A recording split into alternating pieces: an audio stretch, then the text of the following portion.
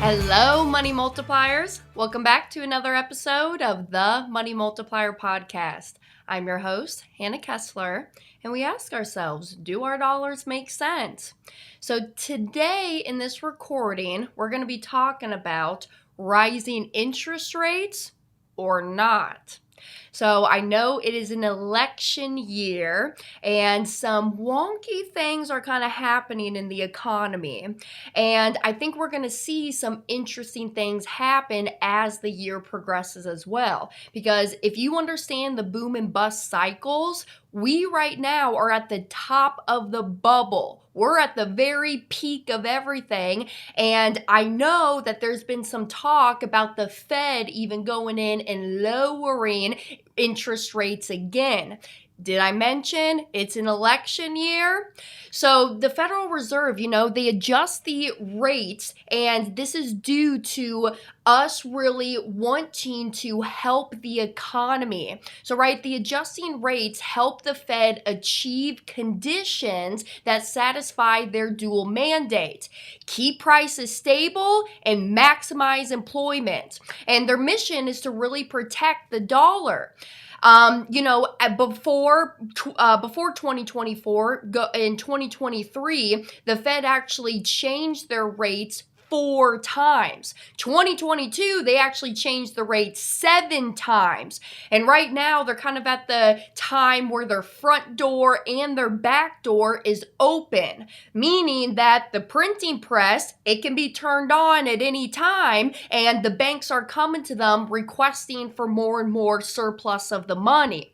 So now, I'm not sure when the Fed will stop lying to us and to the public and keep making these changes in the rates until the economy totally collapses. But if you really look back through history, you'll understand that we're kind of at this standing point where we were right before the Great Depression. So I kind of want to read you this little quote. This was said by the Federal Reserve Chairman Jerome Powell, and he said this in August of 22. He says, without price stability, the economy does not work anymore. In particular, without price stability, we will not achieve a sustained period of strong labor market conditions that benefit all. Now, hear me out on this, because Nelson Nash, he followed Austrian school of thought. He was an Austrian economist. And with my Austrian brain on right now, stop saturating the economy and allow the free market to set their own prices. I mean, y'all, this is what's going on. And when Nixon took away the gold standard and now the dollar is not tied to anything, they can just go in and print all the money in the world. This is why we have these very big boom and bust cycles, because it's all, what's the right word I'm looking for? Artificial. There it is. It's all artificial, right? They're really saturating the economy. And have you noticed that these congressmen and women are amazing traders? They're getting rich left and right. I wonder why.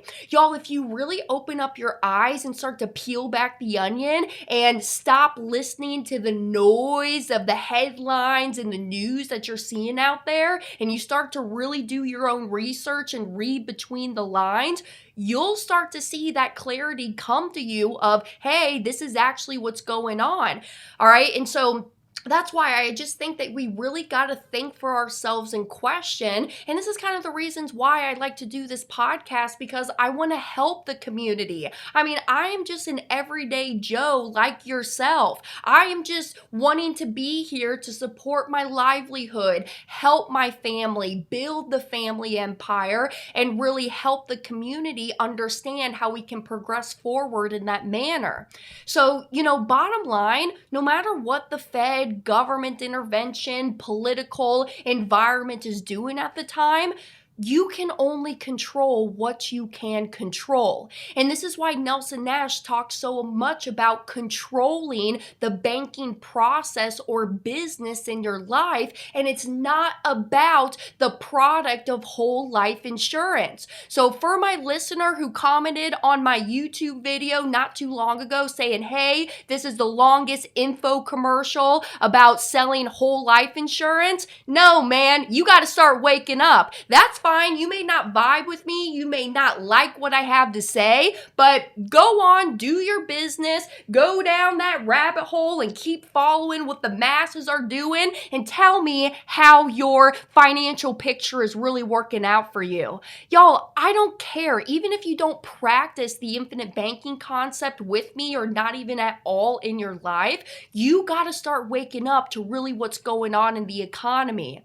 So anyways, listener, if you're still listening to me, hello, hit that subscribe button, rate me 5 stars, and we can chat one-on-one about your questions and concerns as well. All right, sorry, that was just a little side note. I actually wasn't even going to talk about that today, but just wanted to point that out. So, whole life is just the vehicle that we're able to have all of these features and benefits that come with guaranteed control and soundness that you cannot get on any other vehicle in the planet. This is why I love the mutually owned insurance companies that have been around since the late 1800s. If you really go back through history and go through the economic crisis of the Great Depression, Civil War, 2008 era, right? Why are these insurance companies so sound and stable? It's because they're not playing this made up artificial game that other folks out there in the government and up high, broad people are doing, right? Because they are really respecting the money, their business practices, and they understand how the dollar truly works. That money or that dollar is not going to flow and grow to where it's respected at. I mean, we even just saw that last year when those big banks, Silicon Valley, Signature Bank, they all went bankrupt and they all went belly up. And I wonder why. It's because they are not making those sound business decisions. And that is why we need to start opening up our eyes to what's actually going on in the world. So how can I really control what I can control? This is why the vehicle of a whole life insurance policy comes into play. Inside of that policy contract, we're able to store the wealth inside of a tax sheltered environment where the dollars are able to grow tax-free, guaranteed. So many people overlook the power of guarantees, and if you don't have respect for one's capital and the storage of your capital, or you're the type of person, right, that maybe you're chasing the newest, shiniest object with the high risk, high reward rate of return, then IBC will never work for you and it will never make sense to you. It's all about having that freedom, the liberty, the justice to do what you want when you want with that money. And y'all, it's not an either or. I'm not saying, hey, stop trading in the market, or hey, stop contributing to those retirement plans, those Roth accounts, whatever you got going on. But it's about building that foundation. It's the and asset, the foundation to store the monies, the pass through before you go make the investments, the purchases that you're making in life. And I hold a lot of gold and silver. I hold these gold and silver, these precious metals, because when banks fail, the price of these precious metals are going to skyrocket. And personally, I'm a doomsday type of person. All right. I'm in the future, and I may have mentioned this on my past episode recordings, but in the future, I'm going to be building myself a bunker one day. All right. I'm just that type of person where I want to make sure that I'm protecting myself and hedging against what could really happen in the world. And little side note too. Have y'all seen that new movie on Netflix? It says, or excuse me, it's called when, gosh, what's it called? When Leaving the World Behind. Leave the World Behind. All right. And I believe it has Julia Roberts in it as one of the main actresses. It is a phenomenal movie. And there's actually a line in the movie. I think I'm going to snip that line in here right now. Some of my smartest clients have lost a lot of money because they base their choices on preconceived beliefs instead of truth. Seeing the difference is one of the hardest things a person can do. When they don't and you do, gotta be maddening. Depending on the person, I might take a little satisfaction in watching the market punish them. The scary ones, though, are the ones who don't learn, even after they lose lots, and I mean lots of money. Nothing frightens me more than a person unwilling to learn, even at their own expense. That's a darkness I will never understand. I think that line in the movie was so powerful. I actually had to rewind and just to go record it, and I wanted to share it with some of my clients and the team members, some of my money mentors on the team. You know, you got to learn what is actually going on in the world. And if the dollar totally collapses, I can now lean on my other assets for the trading, the bartering that we may have to happen or come into as we go through that change in that cycle. And you got to learn from your mistakes. I think failures is the biggest thing that we can appreciate when it comes to life lessons, because hey, now I'm going to learn from that failure or that behavior. I can now shift it to bettering myself as I move forward in this world and in my life. So to take it back to the infinite banking concept, you know, how does interest rates really play into the policy contract itself? Well, we talk a lot about loan interest, and loan interest inside of that policy, contractually, loan interest can be anywhere from 0 to 8%. That's what it states in the policy contract. And y'all, at the end of the day, this is all contract law. That's all that it is. And inside of that contract, it has those set rates of 0 to 8% that, hey, we can never go above 8%. Now, with the 5 companies that I do business with, that I personally own my policies with, at the time of this recording, I'm about to start my 7th policy. This is just what I do in my own daily practices in my life. And inside of those policies, my loan interest rate has been at 5%, and it's been at 5% for the last 47 plus years. You know, so I can't sit here and promise to y'all that, hey, loan interest rate is always going to be at 5%, but I know that it can never go over that 8%. And right now, where we're at, we're seeing HELOC loan interest rates, mortgages that are being taken out. I mean, they're anywhere from 6 to 8% right now. So it's right in line with what the commercial banks are doing. So loan interest rate on the policies are 5%. And actually, not to get too deep into it, this is kind of why I trust the insurance companies and their business practices, because hey, when the Fed and commercial conventional banks are hiking up their rates, why are companies still only charging their policyholders 5% to take out those loans? And remember, you being the owner of that contract, you hold first rights to take out any cash value that's inside of there.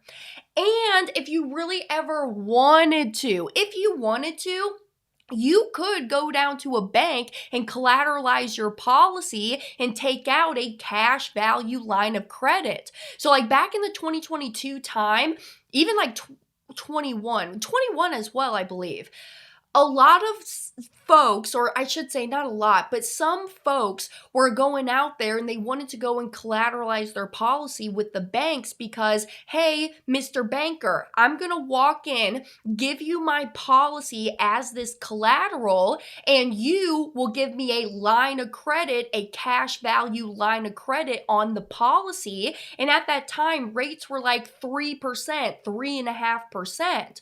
You know, personally, I don't do do that, I don't take out cash value lines of credit just because it's all about the control of that transaction. And it's no different like if you were to go down and take a HELOC loan.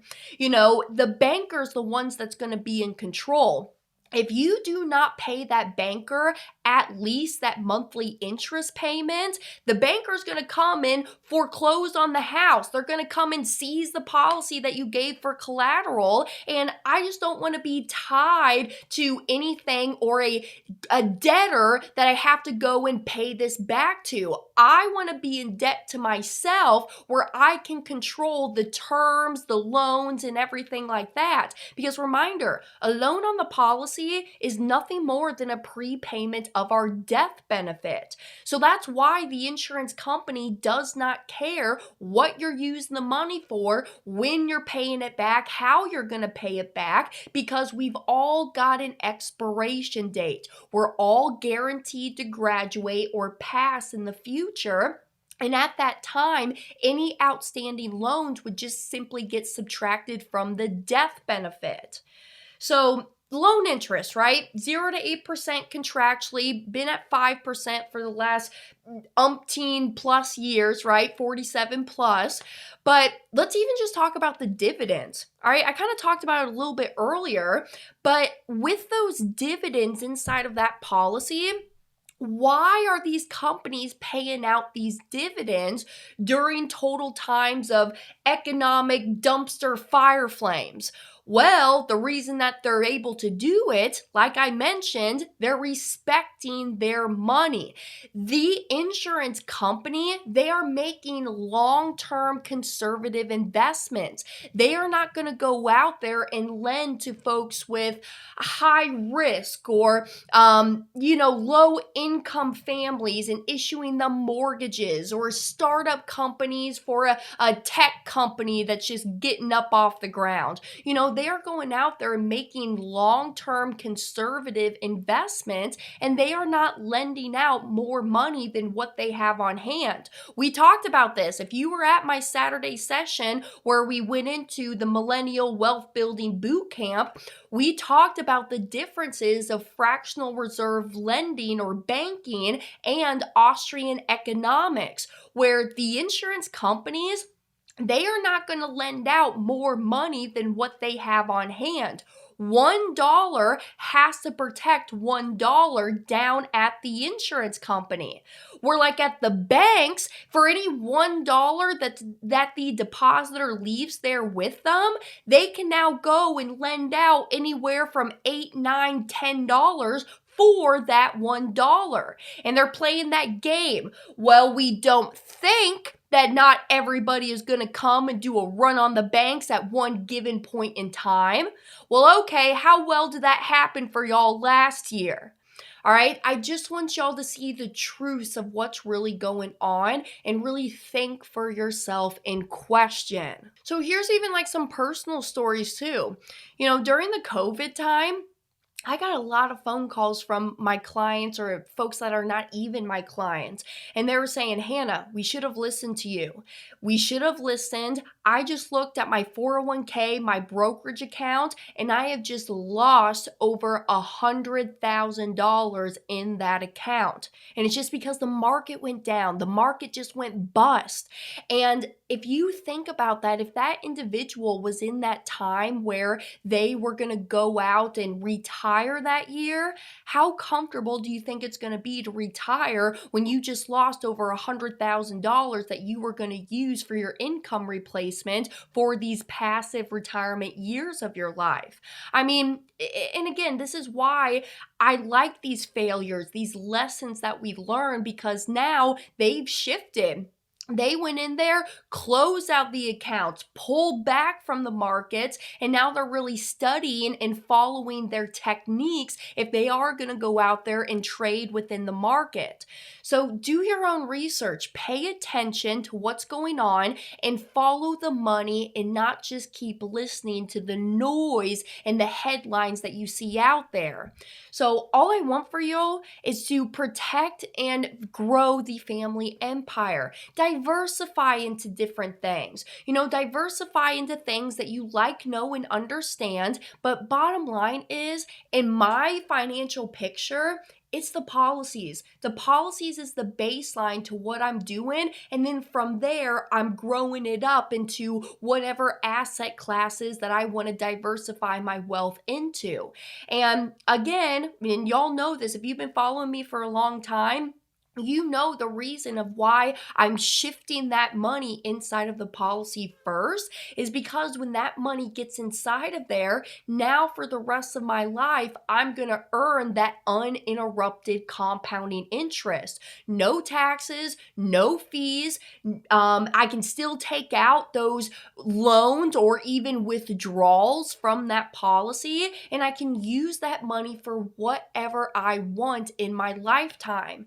So I challenge y'all this year, all right? We're at the start of the new year, 2024, and I just challenge you to really look and educate yourself before you just go out there and just start listening to any bozo on the internet. I could be the bozo on the internet that you're listening to. Go out and listen to other mentors and folks who have had success in those areas where you want to reach to that potential. So that's really all I have for this episode here, talking about the rising interest rates, and how we're protecting it. We did talk a little bit about the loan interest, but let's even talk about the guaranteed interest that comes in the policy too. I mean, companies now, guaranteed interest rates are anywhere from 2 to 3.75%. Those are the guaranteed interest rates that the company has to give us, the policy holders, each and every year. And I enjoy paying my loan interest. When I pay my loan interest, yes, that loan interest goes back to the insurance company because we're using their money. And when I'm using their money, they're charging me that loan interest, which then profits that insurance company. Well, reminder, what companies are we working with? We're working with mutually owned insurance companies. So what that means is me, the policy holder, when I am working with that mutually owned company, I'm able to share in those profits and the dividends of that company. So at the end of it, when I help that company profit, I am just going to receive that dividend back to me at the end of the year. It's a win-win. It's kind of like this. We're growing together with the insurance company and on this inclining scale together, and we're helping one another in a mutually beneficial relationship here. So think for yourself in question. I know I've said that so many times in this episode, but I really want to drill it into y'all's brains here. So people will sometimes ask me too, well, Hannah, so how do I know that this insurance company is sound and stable? And I think it's a fabulous question because, we see the bank failures of what's going on, and I love this question. I think you are thinking for yourself. So if you want to go nerd out on this stuff, there is something out there called the Comdex scores. So COMDEX, Comdex scores that get posted every single month. And there's an entity or organization out there that governs the insurance companies, because insurance companies are not federally regulated. They are regulated at the state level, and they have the freedom to do what they please because they are within their own state level. And so this guarantee of association, that's the entity that's out there governing them. This guarantee of association, they go and they monitor the insurance company's portfolios and they really see what's going on. And sometimes people will ask me, well, Hannah, what would happen if an insurance company does go belly up? Well, what would happen is that another larger insurance company is going to come in and buy them out. And worst thing that could ever happen is that company that comes in and purchases them out, they may be a stock held company and no longer a mutually owned company. So maybe moving forward in the future, we will not see those dividends because now those dividends would get paid out to the shareholders of that company. Go look up Ohio National. That's what happened to them. It was nothing on their life insurance side. It was on their investment side because they came into some bad leadership, and that leadership wasn't making good, sound financial decisions for that company. So Ohio National, I mean, even myself, I own policies with Ohio National, and I'm keeping them because in the future moving forward, okay, I don't get my dividend moving forward, but I acquired that policy before the Section 7702 tax law change. And prior to then, I am getting a guaranteed interest of 4% inside of my policy contract. And those policies are just so matured that I don't want to stop that compounding clock that's happening inside of the policy. It's not about the rates of return. It's about storing that money inside of a guaranteed protected asset. And so Ohio National is a big one that happened where they demutualize, but this is why it's important to work with somebody that understands the Comdex scores. They're not a captive agent just writing with one specific company, because in my opinion, everybody's needs and goals are different, and there could be other carriers and companies out there that are more beneficial to what you're doing in your strategy plan of your financial life. So go out there and kind of see what's going on with the Comdex scores. And this is why I monitor those things every single month when they get posted out, because I want to know. I'm a customer of those companies as well. If I'm going to be a customer and a consumer of them, I need to know what's also happening as well down with the insurance company. Now, just real quick before I log off too,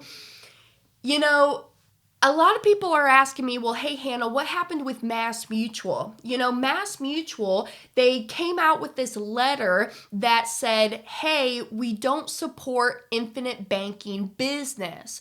And I think it's kind of funny that they came out with this letter, but here's my thoughts on it, because some people are posting comments in the YouTube chat about, hey, what happened to Mass Mutual? And just to provide y'all some insight, Mass Mutual, they're a very large company. They're big. They have hundreds and thousands of agents that work underneath of them, captive agents and independent agents. And I believe that a lot of these agents were getting a hold of Nelson Nash's book, Becoming Your Own Banker, and they thought, hey, infinite banking, this is a great sales tool that I can use to go out there and get new life insurance business for myself and my agency. And so they were going out there promoting infinite banking, talking about all the pros of it, and they weren't being there to handhold their client through the process of using that policy for their banking function.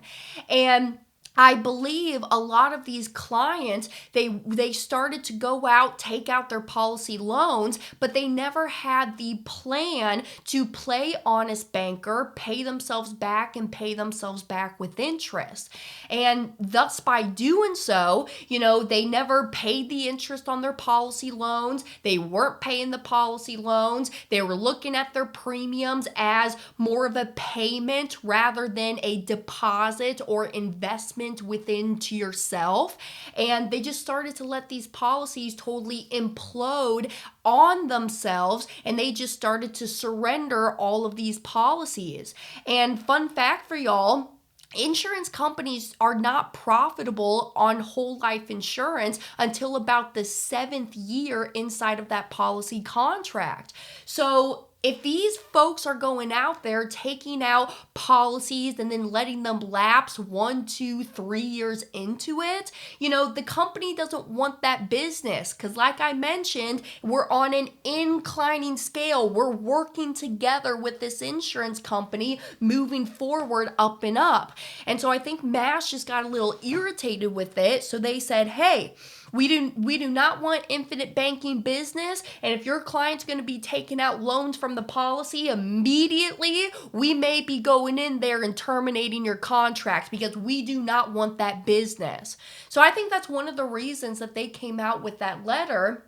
And another reason that I think they were doing it too is because Mass wants to use the money. They want to take those dollars and they want to go out and invest it into their own portfolios. They don't want to give it to the policy holders where they're able to take out those loans. They wanted to go and use it for their own personal investments of where they wanted to place that money at. So I think that's another reason of why Mass was just so headstrong on not wanting to do it. But I think the number one factor is that these agents, they just weren't proper educators to their clients in that community, and it just started to explode on them.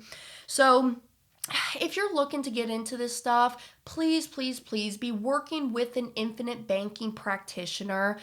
Understand that, hey, this is so much more than just whole life insurance, the product itself. It's really talking about the banking function because you finance every single thing that you buy. You pay cash for it. You pay cash and you give up the future earning rights on the money, or you're paying that interest to somebody else when you go out there and finance it through another institution.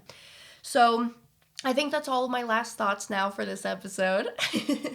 So thank you for being here on this episode today. I'm back every single week, every Tuesday. The uploads will be posted out there. And I got my professional production assistant here with me this morning. So hi, Miss Daisy. What are your thoughts? Yeah, you're going to get a policy? Y'all, I'm telling you, if I could get a policy on my kitty cats, I would. You know, I don't have any children. It's really just myself, my siblings, my mom and dad. But, you know, if I really could, I think I would be putting a policy on my kitty cats.